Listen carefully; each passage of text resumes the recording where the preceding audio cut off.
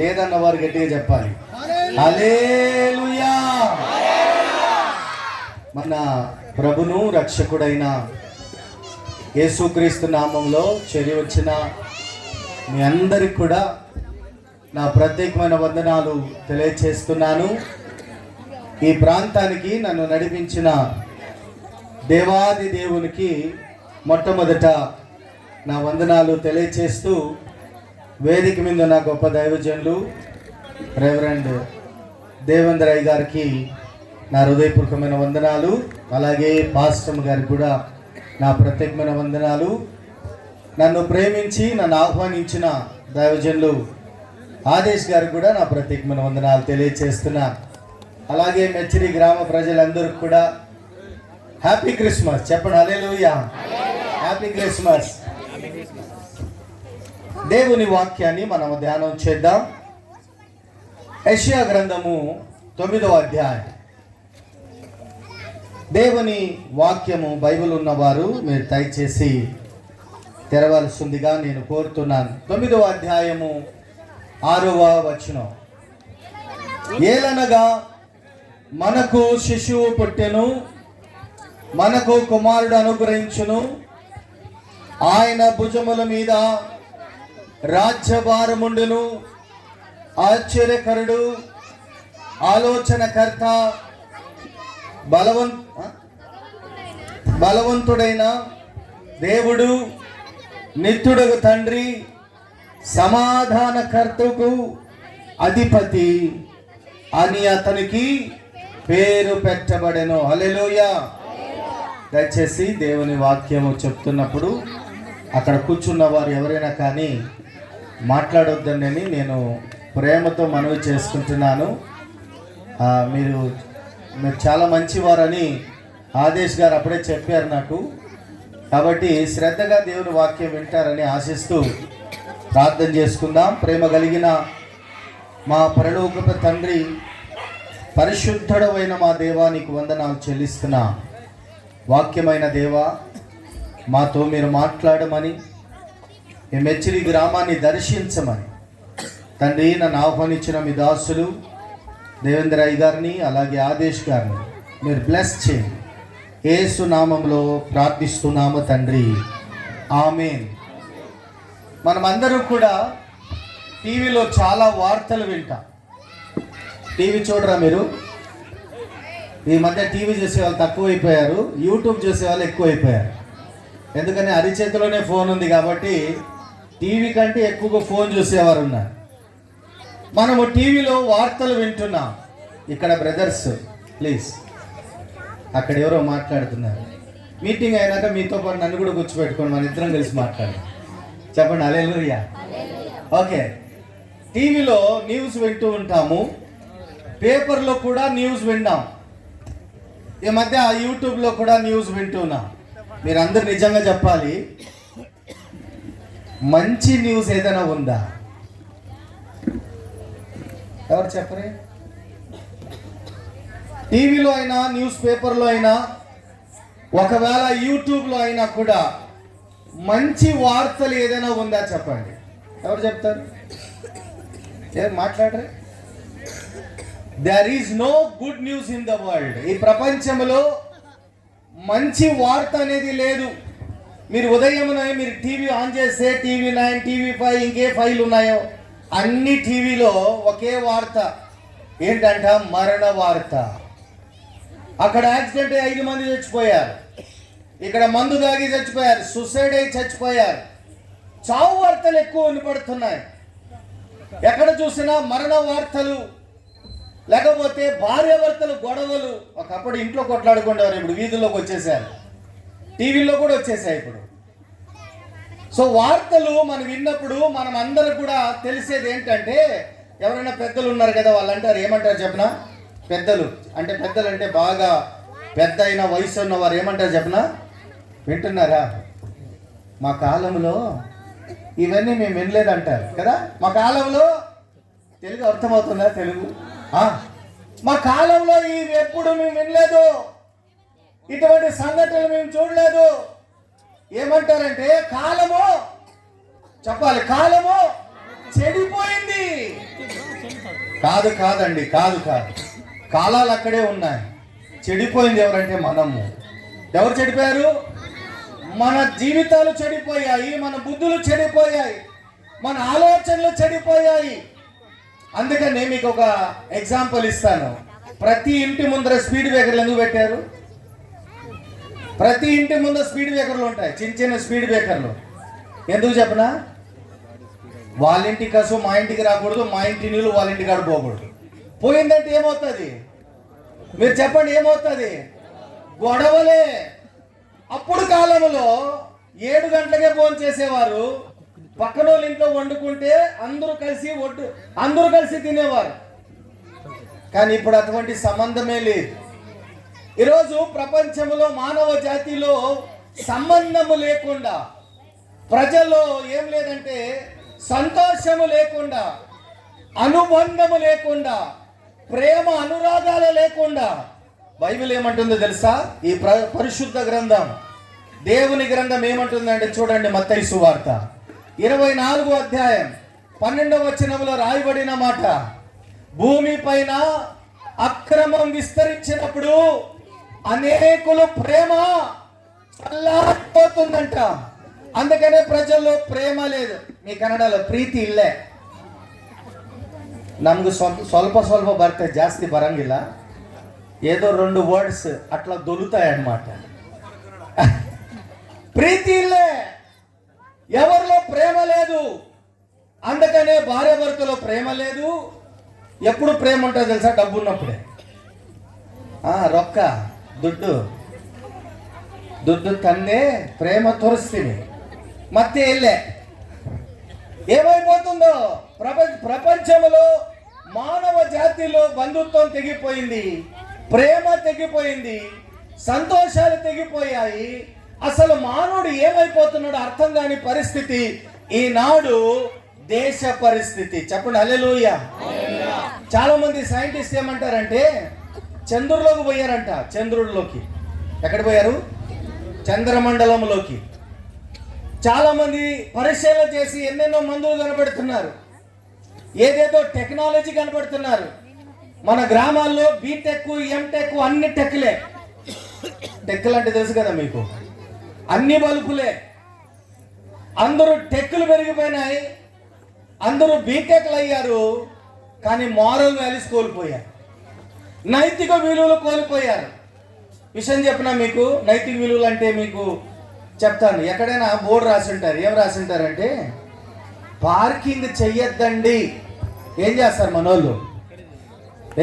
ఆమెలో ನೋಡೋಣ, ಇಲ್ಲಿ ಇಡು, ಯಾರು ಬರ್ತಾರೆ ನೋಡ್ತೇನೆ అంటారు. ఏమంటారు? పెట్టి ఇక్కడ బండి, తర్వాత చూద్దాం ఎవరు వస్తారంటారు. ఏమంటారు? ఇంకొక ఇంగ్లీష్లో, తెలుగులో మూత్ర విసర్జన చెయ్యొద్దండి అని బోర్డు ఉందనుకోండి, ఏం చేస్తారు? స్పీడ్ బ్రేకర్లు ఉన్నాయి కదా, ఎందుకు వేశారు చెప్పండి? స్లోగా పోవాలి, బ్రేక్ వేయాలి. కానీ మన వాళ్ళు ఏం చేస్తారు? ఆడ పోయింటది ఈ ఉండవు. ఏదైతే తప్ప అంటే ఎత్తినప్పా మొదట ఏమట పళ్ళు పోయినా అంటారు. ఆలోచన చేయండి. చదువుకున్న వారైనా చదువు లేని వారైనా నైతిక విలువలు పోతున్నాయి. ఎందుకంటే మానవుడి జీవితంలో తన అన్ని కోల్పోతున్నాడు. ఏది సంపాదించాలి అది సంపాదించట్లేదు, ఏది సంపాదించుకోకూడదు అది సంపాదిస్తున్నాడు. అందుకని క్రిస్మస్ దినాన మంచి వాక్కు రాయబడింది, పాపుల రక్షకుడు క్రీస్తు యేసు లోకమునకు వచ్చెను. చెప్పండి హల్లెలూయా. లూకా సువార్త 2వ అధ్యాయం 11వ వచనం. లూకా సువార్త 2వ అధ్యాయం 11వ వచనం. నేడు దావీదు పట్టణములో, నేడు మెర్చిరిలో, నేడు రక్షకుడు మీ కొరకు పుట్టి ఉన్నాడు. ఇది శుభవార్త. చెప్పండి hallelujah. This is the good news. ఇదే మంచి వార్త. ఎక్కడి నుంచి వచ్చిందంటే ఈ మంచి వార్త మీరు నాకు చెప్పాలి. ఎక్కడి నుంచి వచ్చింది? 10వ వచనం చూడండి. 10వ వచనం ఎవరు తీసుకొచ్చారు? పరలోకము నుంచి దేవదూత తీసుకొచ్చింది. పరలోకము నుంచి ఏదైనా వచ్చిందంటే అది మంచిదే. భూమి పైన జరిగేదంతా కూడా చెడ్డదే.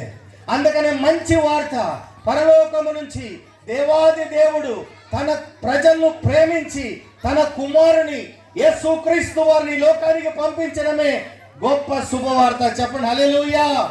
అందుకనే యెషయా ప్రవక్త 9వ అధ్యాయము 6వ వచనములో రాయబడిన మాట, ఆ మన కొరకు ఒక శిశువు పుట్టెను.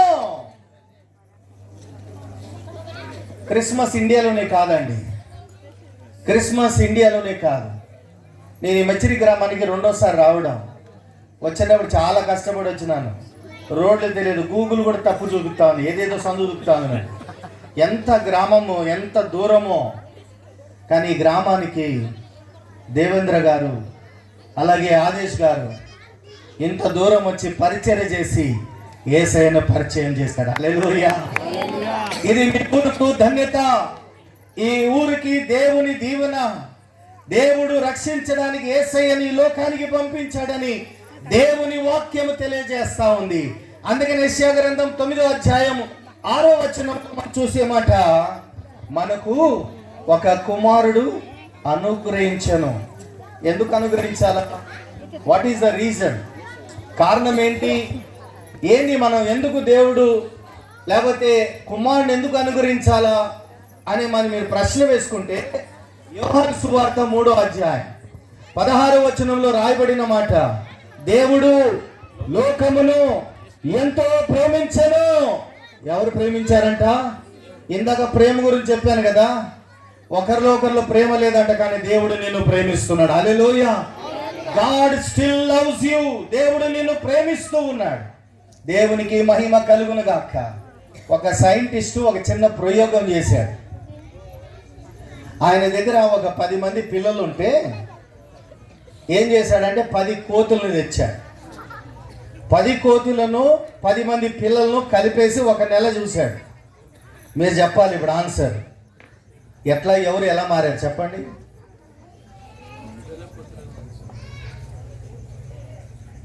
ఏమైందంట? మీరు చెప్పాలి. కోతులు మనుషులు కలిసి 1 నెల చూశాడంట. ఎవరు ఎలా మారుతారో, కోతులు మనుషులుగా మారుతారా, మనుషులు కోతులుగా? మీరే చెప్పాలి. ఎలా మారింటారు? ఎవరు మాట్లాడి ఏం మాట్లాడా చెప్పండి. మీరు మాట్లాడారు, ఎవరు మారింటారు? మనుషులు కోతులుగా మారారా, కోతులు మనుషులుగా మారారా? మీరు చెప్పాలి. మనుషులు ఏమయ్యారంట? కోతుల్లాగా మారారంట. మనుషులను దేవుడు ఈ లోకానికి పంపించాడు. నిన్ను నన్ను సృష్టించాడు దేవుడు. చెప్పండి హల్లెలూయా. దేవుడు నిన్ను నన్ను సృష్టించి ఈ లోకానికి మనల్ని పంపిస్తే మనం దేవునికి దూరమై దేవుని మర్చిపోయి త్రోవ తప్పి కాపర్లేని గొర్రెల వలె తప్పిపోయిన జనాంగం ఉన్న వారిని దేవుడు ప్రేమిస్తున్నాడు. హల్లెలూయా. తప్పిపోయిన వారిని, చెడిపోయిన వారిని, బాగులేని వారిని, రక్షణ లేని వారికి రక్షణ ఇవ్వడానికి యేసు ప్రభు ఈ లోకానికి వచ్చాడు. అదే క్రిస్మస్. చెప్పండి హల్లెలూయా. క్రిస్మస్ అంటే ఇదిగో ఈ లైట్లు వేసి నా పోస్టర్ వేస్తారు అనుకోలే నేను. ఏందో ఇంత పెద్దది వేసేసారు అనుకున్నా. మీరు అనుకుంటే ఏదో రాజకీయ నాయకుడు ఎమ్మెల్యే వచ్చాడని. కాదు కాదు కాదు. యేసయ్య పోటు ఉండాలి. హల్లెలూయా. యేసు ప్రభు ఈ లోకానికి రావడానికి కారణం ఏంటంటే నిన్ను ప్రేమిస్తూ ఉన్నాడు. ఆమేన్. ఎందుకు ప్రేమించాలి? ఏం మంచితనం ఉంది చెప్పండి. మీరు ఎవరైనా చెప్పండి, నన్ను తీసుకోండి, నన్ను కూడా తీసుకోండి, నాలో కూడా కొద్దిగా కూడా మంచితనం లేదు. But still God loves me. దేవుడు నిన్ను ప్రేమిస్తున్నాడు. దానికి ఎగ్జాంపుల్ ఇస్తాను, వినండి. ఎవరైనా బండి నడుపుతూ ఉన్నప్పుడు స్టాండ్ వేయకుండా పోతున్నారు అనుకో కదా, స్టాండ్ వేయకుండా స్టాండ్ అట్లే ఉందనుకో, ఎవరైనా చూసి ఏమంటారు? స్టాండ్ ఎత్తుకో. ఇక మీ బంధువా, మీ స్నేహితుడా, మీ ఊరు వాడా? మరి ఎందుకు చెప్పారు? చెప్పరే. స్టాండ్ తీయకపోతే పడిపోయి గాయాలు పాలవుతాడని మీరేం చేస్తారు? మీరు వారికి హెచ్చరిస్తారు. మంచితనం లేని మనమే మనుషులకు దారి చూపిస్తా ఉంటే దేవాది దేవుడు ప్రభు అయిన యేసుక్రీస్తు వారు నిన్ను నన్ను ప్రేమించి లోకానికి వచ్చాడు. చెప్పండి హల్లెలూయా. అందుకనే ఎందుకు వచ్చాడో అది చెప్పాలని నేను ఆశపడుతున్నా. చూడండి, యోహాను సువార్త 3వ అధ్యాయం 16వ వచనములో రాయబడిన మాట చూద్దాం. మొదటిది చూద్దాం. దేవుడు లోకమును ఎంతో ప్రేమించెను. ఆగండి. ఎంతో ప్రేమించను కాగా ఆయన అద్వితీయ కుమారునందు పుట్టిన వానెందు విశ్వాసముంచు ప్రతి వాడును నశింపక నిత్య జీవము. వినండి, యేసయ్య ఈ లోకానికి ఎందుకు వచ్చాడంటే నీకు నాకు జీవం ఇవ్వడానికి. హల్లెలూయా. మీరందరూ బ్రతుకుతున్నారండి, జీవించట్లే. ఎవరినైనా అడగండి, ఏమంటారంటే ఏం చేస్తున్నారా బాబు అంటే బ్రతుకుతూ ఉన్నాను. దేనికోసం అంటే ఇదిగో ఈ జానడు పొట్టడు కోసమే కదా చాలా మంది బ్రతుకుతున్నాం. బట్ గాడ్ కేమ్, జీసస్ యేసయ్య వచ్చింది నీకు జీవం ఇవ్వడానికి. అది ఏ జీవం అంట? నిత్య జీవము, సదాకాలము దేవునితో ఉండే జీవము, వాడవారిని జీవము, నాశనము కాని జీవము, సమృద్ధి జీవము యేసయ్య ఇవ్వడానికి వచ్చాడు. చెప్పండి హల్లెలూయా. యోహాను సువార్త 10వ అధ్యాయము 10వ వచనంలో రాయబడిన మాట, దొంగ మరి దేనికి రాడు? నాశనము చేయుటకు, హత్య చేయుటకు, మరి దొంగలించుటకు వచ్చును గాని మరి దేనికి రాడు? నేనైతే మీకు జీవం ఇవ్వడానికి. 10వ అధ్యాయము 10వ వచనం, నేను జీవం ఇవ్వడానికి, అది సమృద్ధి జీవం ఇవ్వడానికి వచ్చాను. You should have abundant life. నీకు సమృద్ధి జీవం ఉండాలి. ఏ జీవం అంట ఇది? మరలా చూపిస్తాను చూడండి. యోహాను సువార్త 1వ అధ్యాయం 1వ వచనంలో, ఆది యందు వాక్యం ఉండెను, వాక్యము దేవుని యొద్ద ఉండెను, వాక్యమే దేవుడే ఉండెను. తర్వాత చదువునైనా, ಆ ವಾಕ್ಯವೆಂಬುವನು ಆದಿಯಲ್ಲಿ ದೇವರ ಬಳಿಯಲ್ಲಿದ್ದನು, ಆತನ ಮೂಲಕವಾಗಿ ಸಮಸ್ತವೂ ಉಂಟಾಯಿತು. అర్థం కాలే తెలుగులో ఎవరని చెప్తే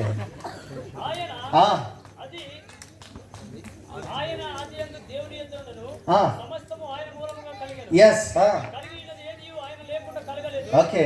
4, ఆయనలో జీవం ఉండెను, ఆ జీవము మనుషులకు వెలుగై ఉండెను. హల్లెలూయా. సో యేసయ్య ఈ లోకానికి వచ్చిన మొదటిది ఏంటంటే మనందరికీ జీవం ఇవ్వడానికి వచ్చాం. ఆ లైఫ్ మనం పొందుకోవడానికి, మనందరము బ్రతకాలని, జీవించాలని. అందుకనే ఒక మాట యోహాను సువార్త 11వ అధ్యాయములో 24-25 వచనాల్లో, మార్తా మరియా వారి తమ్ముడు లాజరు చనిపోయి 4 రోజులై సమాధైనప్పుడు యేసు ప్రభు మార్తాతో మరియతో అన్న మాట, పునరుద్ధానమును జీవమును నేనే, నా యందు విశ్వాసం ఉంచిన వారు చనిపోయినను తిరిగి లేస్తారు, నా యందు విశ్వాసం ఉంచి ఉన్నారు ఎన్నటికీ చనిపోరు. This is the life. Yesayya వచ్చింది నీకు జీవం ఇవ్వడానికి. హల్లెలూయా. ఈరోజు ప్రపంచంలో ఉన్న మానవుడికి ఒక మంచి వార్త చెప్పిన, ప్రతి మానవుడు ఏదో దేవుని వెతుక్కోవాలని ఎన్నో తీర్థయాత్రలు చేస్తున్నాడు, ఎన్నో ప్రాంతాలకు వెళుతున్నాడు, ఏమేమో చేస్తున్నాడు. మీకందరికి ఒక శుభవార్త ఏం తెలుసా? ఇవన్నీ చేయకుండా దేవాది దేవుడిని నేను ఎత్తుకొని వచ్చాడు. చపర్లు కూడా తిన్నామని కనపరుస్తా. ఇదిగో లూకాసు సువార్త 19:10 అన్నట్టుగా నశించిన దాన్ని వెతికి రక్షించడానికి మనిషి కుమారుడు ఈ లోకమునకు వచ్చాను. దేవుడు నిన్ను వెతుక్కుంటూ వచ్చిందే శుభవార్త. ఈ ప్రపంచంలో క్రిస్మస్ అంటే ఒక అద్భుతం అండి. ఎన్నో పండుగలు ఉన్నాయండి, ప్రపంచంలో ఎన్నో పండుగలు ఉన్నాయి. కానీ Christmas is very different festival. Christmas అనేది ఒక ప్రత్యేకమైన పండుగ. ఏంటి ప్రత్యేకమైన పండుగ చెప్పనా? ఫిలిప్పీయులకు రాసిన పత్రిక 5వ అధ్యాయం చూడండి, 2వ అధ్యాయం 5వ వచనంలో మనం చూస్తాం. ఏంటంట? దేవాది దేవుడు మనిషిగా మారడమే క్రిస్మస్. హల్లెలూయా. దేవాది దేవుడు మనిషిగా మారడమే. ఆయన దైవ స్వరూపం కలిగిన వాడే ఉండి కూడా తన్ను తాను తగ్గించుకొని రిక్తుడుగా ఈ లోకానికి రావడమే క్రిస్మస్. ఈ మాట అన్నప్పుడు కొంతమంది నాతో వాదించారు, ఎందుకు రావాలండి, ఏం అవసరమైందంటే దానికి ఒక ఎగ్జాంపుల్ ఇస్తాను మీకు. 2 చీమలు కొట్లాడుతూ ఉంటే నువ్వు వెళ్ళి సమాధానపరచలేవు. ఎందుకు తెలుసా? మానవుడికి చీమల భాష అర్థం కాదు, చీమలకు మానవుడి భాష అర్థం కాదు. కాబట్టి అన్లెస్ యూ బికమ్ యాంట్, లేకపోతే నువ్వు చీమగా మారితేనే కానీ వారి మధ్య సంధి చేయలేవు. అందుకనే దేవునికి మానవుడికి మధ్య ఉన్న సంధి చేయడానికే యేసు ప్రభు ఈ లోకానికి వచ్చాడు. అందుకనే పాపుల రక్షకుడు. హల్లెలూయా.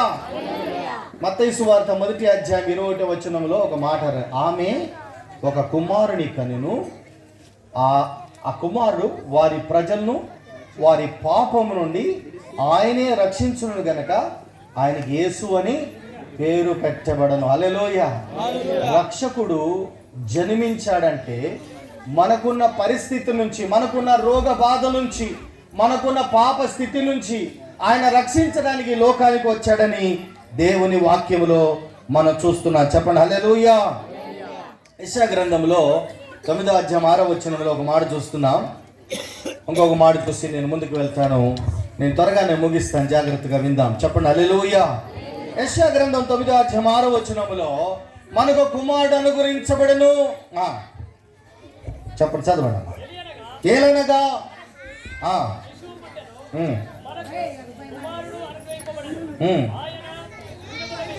ఆయన భుజముల మీద రాజ్యభారముండెను. ఏముండెను?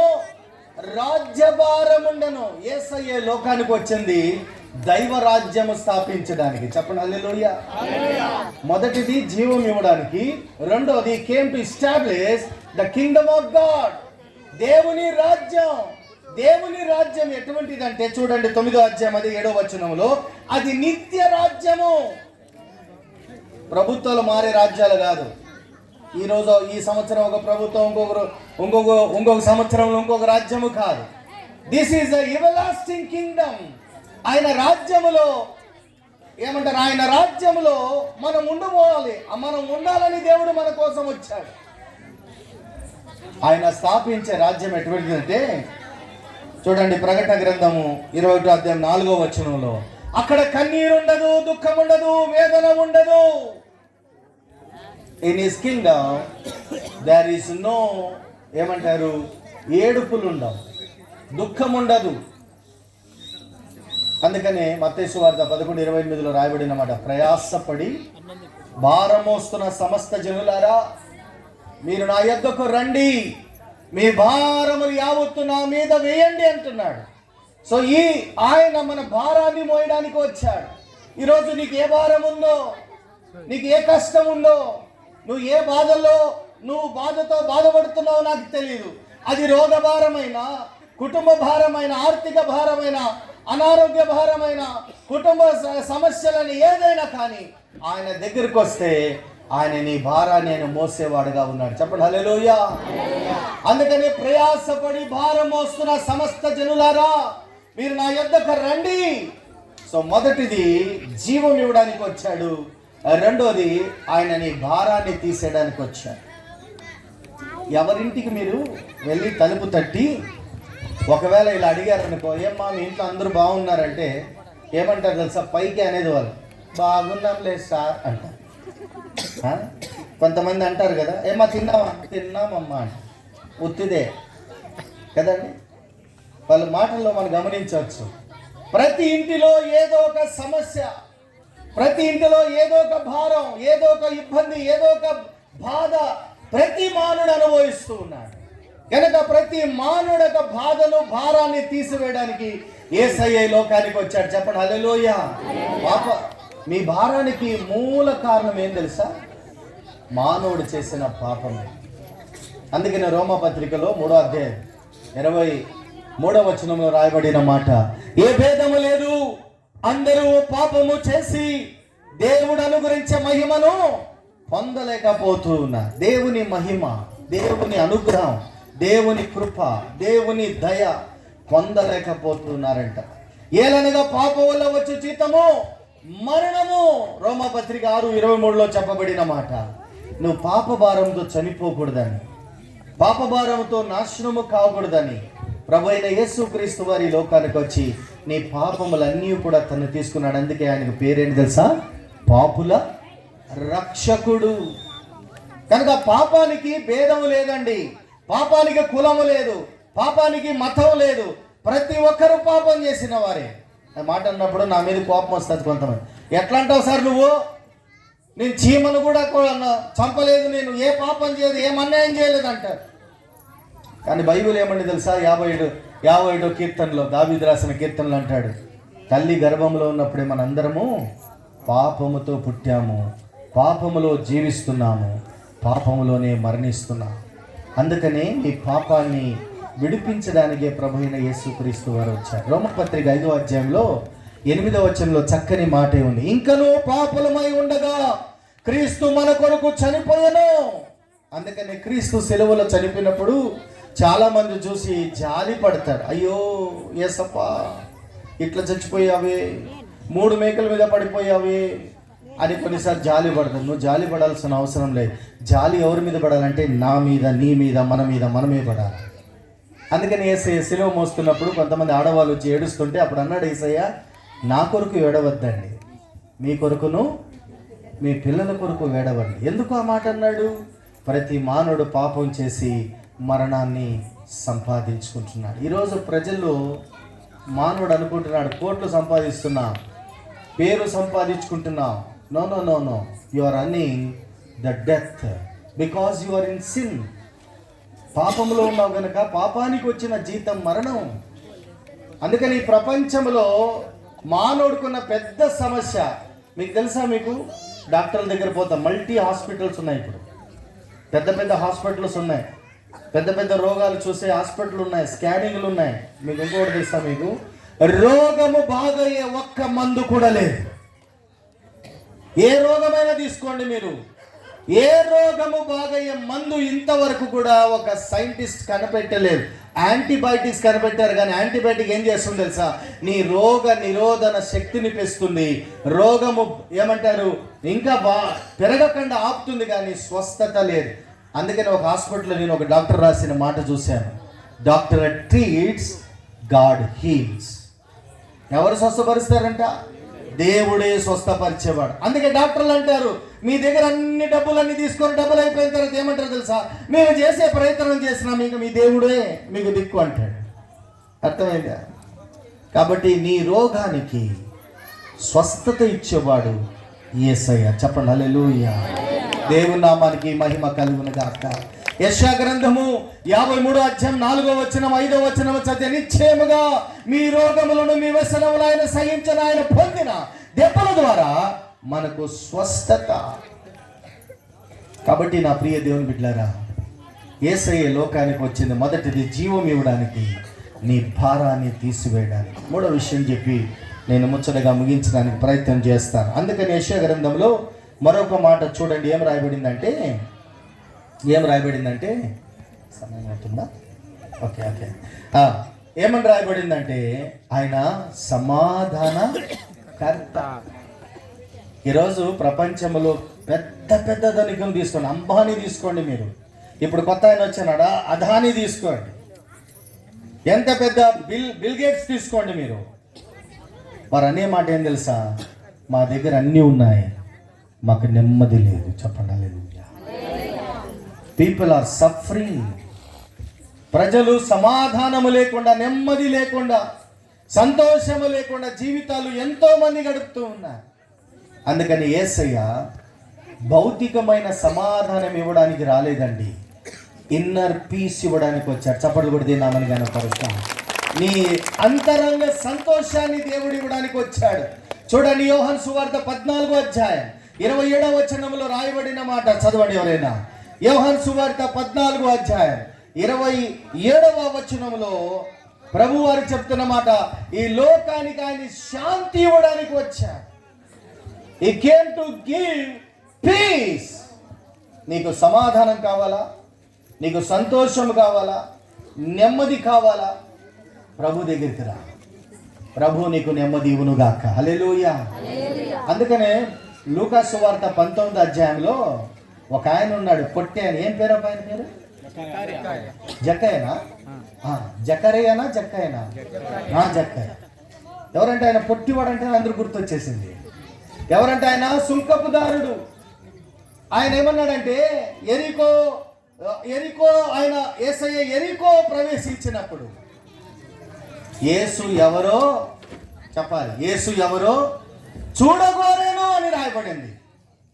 అందుకని ఆ పొట్టి జక్కయ్య చెట్టెక్కి యేసయ్యను చూస్తున్నాడు, ఎక్కడున్నాడు ఈ మధ్యలో. అప్పుడు యేసయ్య ఏమన్నాడంటే, జక్కయ్య దిగిరా, నేడు నీ ఇంటిలో నేను బస చేయగోరుతున్నాను. చెప్పండి హల్లెలూయా. ఇక్కడ గమనించాలి మీరు ఒక మాట. చెట్టెక్కిన జక్కయ్య యేసయ్యను వెతుకుతున్నాడంట. కానీ ఎవరు చూశారు ఎవరిని చెప్పండి? యేసయ్య చూశాడా జక్కయ్యని, లేకపోతే జక్కయ్య యేసయ్యని చూశాడా? ఎందుకు చూశాడు? ఎట్లా చూశాడు ఆయన?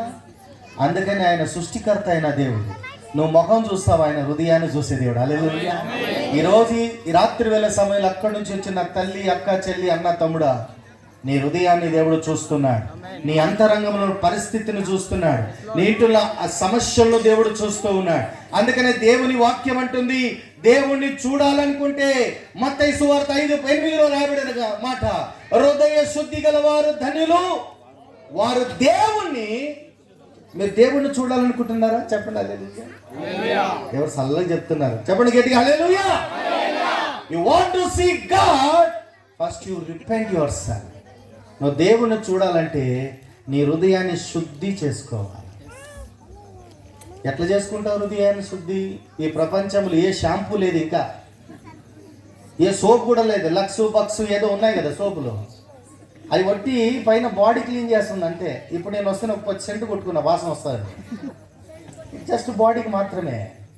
లోపల దుర్గంధం ఏమంటుంది? నీ కుళ్ళు, నీ అసూయ. ఈరోజు అప్పులు ఎందుకు పెరిగిపోయినాయి తెలుసా మీకు? క్రెడిట్ కార్డులు ఎక్కువైపోయినాయి, ఈఎంఐలు ఎక్కువైపోయినాయి. ఫోన్లు చేస్తారు, ఏమంటారు? మీకు కార్డు వచ్చిందండి అంటారు. ఉన్నిలేమో పక్కన 40 ఇంచులు తెచ్చినాడు టీవీ. ఎట్లా తెచ్చినాడు? ఎక్క ఆయన పోయేది 300 కూలికే, ఈ అప్ప పోయేది 200 కూలికే. ఆ 200 కూడా ఆయనే తాగుతాడు. ఈ 300తో టీవీ ఎట్లా వచ్చిందని క్యాల్కులేషన్ చేస్తాడు. ఇంట్లో కూర్చొని లెక్కలేస్తూ ఉంటారు. ఏమైనా కానీ, అప్పు అయినా కానీ, పప్పు అయినా కానీ ఏం చేయాలా? టీవీ మా ఇంట్లో ఉండాలా. అప్పుడు ఏం చేస్తారు? ఈఎంఐలు తెచ్చుకొని, లేకపోతే క్రెడిట్ కార్డులు తెచ్చుకొని, మా టీవీ అయితే వచ్చింది, అక్కే రాకే చూద్దరా, అక్క నూరా అంతను కూర్చోపెట్టి చూపిస్తారు. ఇంకో నెల వచ్చిన తర్వాత వస్తుంది మొదలు. ఏమది? వాడు ఫోన్ చేస్తాడు, ఏమ్మా ఇంకా కట్టలేదే డబ్బులు, ఈ అప్పు కట్టడానికి ఇంకొక అప్పు, ఆ అప్పు కట్టడానికి ఒక అప్పు. నువ్వేమవుతావు సార్? టోపీ మార్చేవాడు అవుతావు. ఈ టోపీలు మార్చే పని స్టార్ట్ అయిపోతుంది. అప్పులు, తిప్పలు, పప్పులు, కూడు, ఎన్నో మీ బాధలు మాకు అర్థం కాదు. అర్థమైందా మీకు? సమాధానం పాయ, నెమ్మది పాయ. ఏమంట? పులిని చూసి నక్క, మీరు భలే చెప్తారమ్మా మీరు. పులిని చూసి నక్కను వాత పెట్టుకునిందంట. పెద్దలకు మాట ఉన్నారు, ఏమన్నారు? ఎంత బెరిసితో అంతే, కాలు చాపుకో. ఎక్కువ చాపుకున్నావా? కొంతమంది ఏమన్నారు? పరిగెత్తి. సామెతలు బాగా చెప్తారు మీరు, చెప్పరే? మెరిచి వాళ్ళు కన్నడ రాకపోతే మార్చి పారేసాను కన్నడ. ఏమంట? పరిగెత్తి పాలు తాగేది కంటే నిలబట్టి నీళ్ళు తాగేది మేలంట. మన వాళ్ళు ఇప్పుడు చాలా ఫాస్ట్ అయిపోయినారులే. ప్రియ దేవుని బిడ్డలారా, చెప్పండి హల్లెలూయా. అదే పని జక్కయ్య చేశాడు, అన్యాయంగా సంపాదించాడు. మన ఎవరు అన్నారు నాతో, ఎట్లో కొట్లా సార్ ఏమైనా కానీ దుడ్లు సంపాదించాలంతే, ఎట్లయినా కానీ అంట.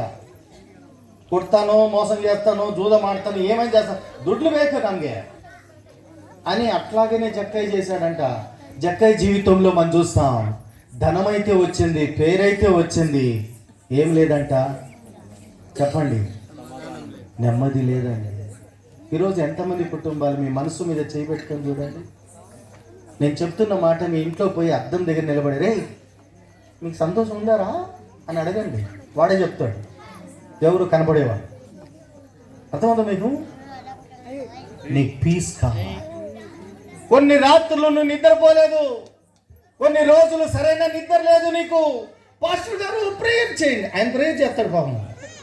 అప్పులు పోవట్లే, నీకు నెమ్మది లేదు. అందుకని జక్క ఏం చేశాడంట? 9వ వచనం చదువు. 9వ వచనంలో మనం చూస్తాం, జక్కయ్య అంట అన్యాయంగా సంపాదించినది పేదలకు ఇచ్చేశాడంట. అబ్బా, చిక్కు పెట్టేశాడే సారు. ఎందుకు పిలిచావు ఆదేశం? ఆ సార్ ఏమో అప్పులు డబ్బులను పంచేయమంటున్నాడు అని. నేను కూడా మీకు చెప్తున్నా, డబ్బులు పంచద్దండి, కష్టపడండి. కష్టపడేవాడిని దేవుడు దీవిస్తాడు. ఆమె అన్యాయంగా సంపాదించండి, మోసము చేయొద్దండి. నీతిమంతుడుగా దేవుని దృష్టిలో నువ్వు కష్టపడితే దేవుడు నిన్ను గొప్పగా చేయనుగాక, నెమ్మది కలుగునుగాక.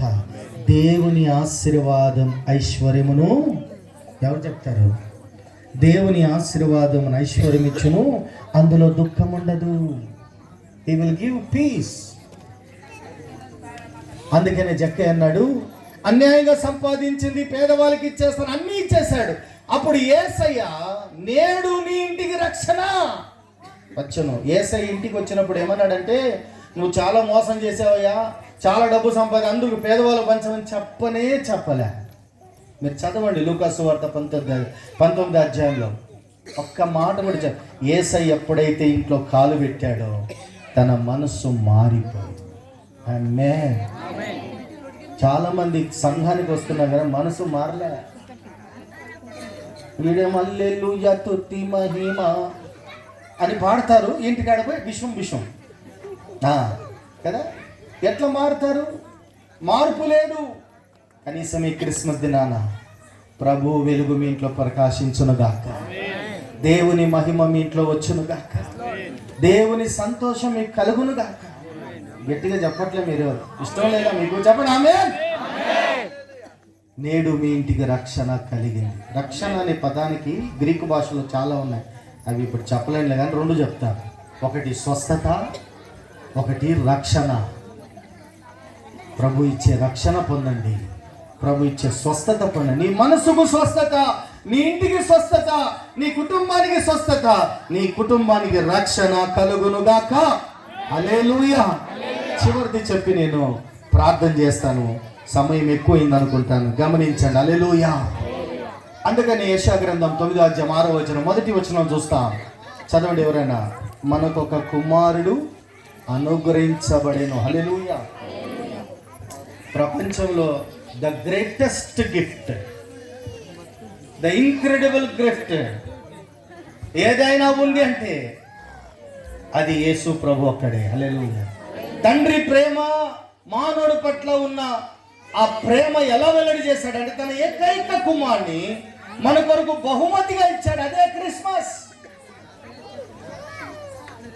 The Father's love revealed through Jesus Christ by gift. అందుకనే ప్రపంచంలో ఏదైనా గొప్ప బహుమానం ఏదైనా ఉందంటే అది యేసు ప్రభు ఒక్కడే. యేసు నీ ఇంట్లో ఉంటే నీకు సమాధానం, యేసు నీ జీవితంలో ఉంటే నీకు రక్షణ. కనుక యేసు ప్రభు ఈ జన్మదినాన్న మనమందరము కూడా సంతోషంగా చేసుకుంటున్నాం. ఈరోజు 27 కదా, ఆల్రెడీ క్రిస్మస్ అయిపోయిన, అయితే అన్నీ అయిపోయినట్టే. కేకులు గీకలు అన్నీ అయిపోయింటాయి, వంటలు వార్పులు అన్నీ అయిపోయింటాయి కదా, ముస్లిం వాళ్ళగా బాసి ఖుద్బా అన్నట్టుగా. కానీ మనకు రోజు క్రిస్మస్, తెలుసా మీకు? మనకు రోజు క్రిస్మస్. క్రిస్మస్ అంటే క్రీస్తు ఆరాధన. జన్మించిన ప్రతి వ్యక్తి ప్రతిరోజు ప్రభును ఆరాధించాలి. చెప్పండి హల్లెలూయా. అందుకని ఒక మాట చెప్తాను నేను. చూడండి యోహాను సువార్త లాస్ట్ మాట, ఇది ఒక మాట చెప్పి నేను ముగిస్తాను. యోహాను సువార్త 1వ అధ్యాయము 14వ వచనం చదవండి. ఏం రాయబడింది?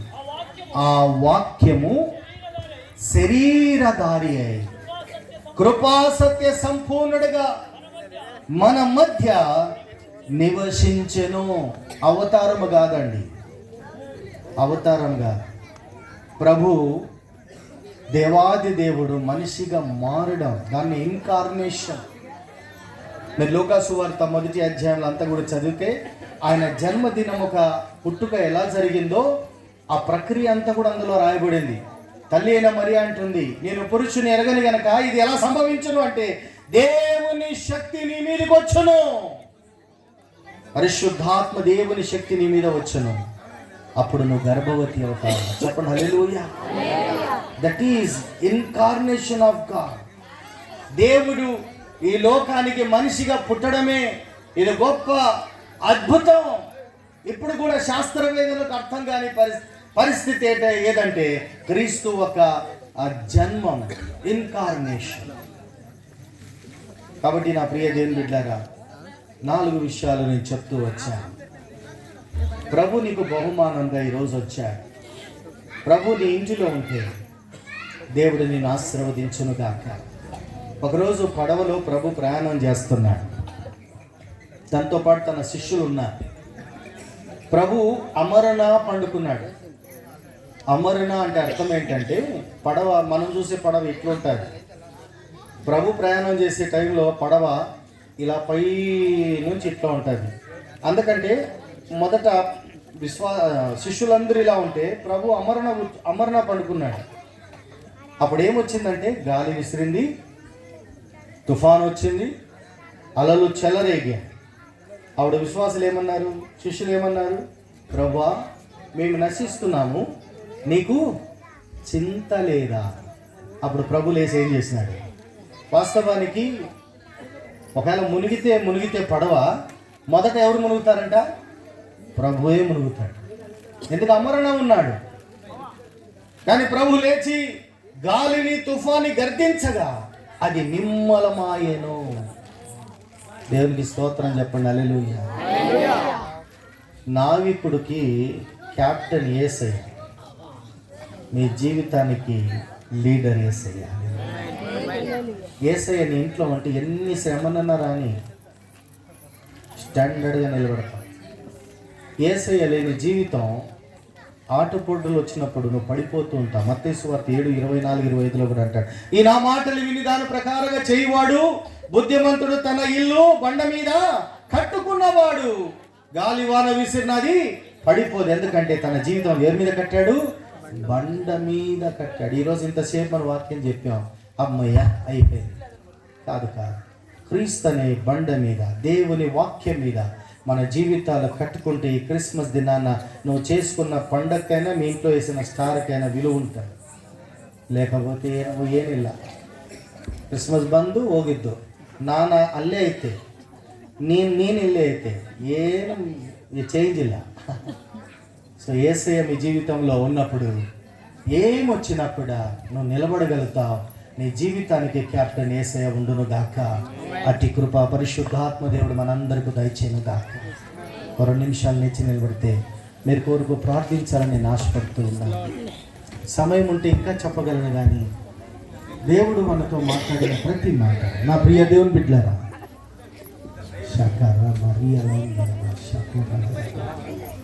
కళ్ళు మూసుకొని ప్రభును జ్ఞాపకం చేసుకుందాం. క్రీస్తు మన కొరకు లోకానికి వచ్చాడు.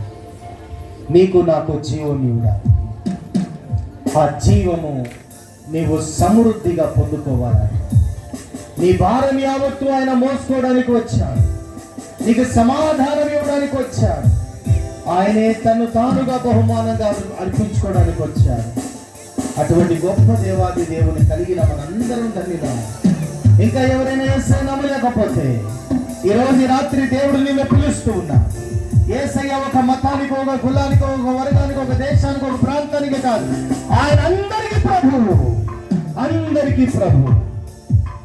నువ్వు ప్రేమతో ఆయన పిలిచి నీ పాపాలు ఒప్పుకొని విశ్వాసంతో, యేసయ్యా నా ఇంటిలోకి రా, నాకున్న పరిస్థితులని బాగు చేయండి, ఆయన జాలి చూపించి నీ మీద ఆయన తన కృపను విడుదల చేసే దేవుడు. ఆయన నిన్ను, నీ కుటుంబాన్ని రక్షించేది.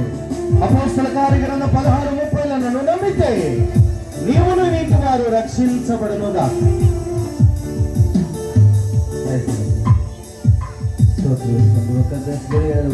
ಸ್ತೋತ್ರ ಮಾಡುವ ವಾಕ್ಯ ಬಲವಾದ ಕಾರ್ಯಕ್ರಮ ನಡೆಸಲೆಂದು ಯೇಸು ತಂದೆ. ಆಮೆನ್.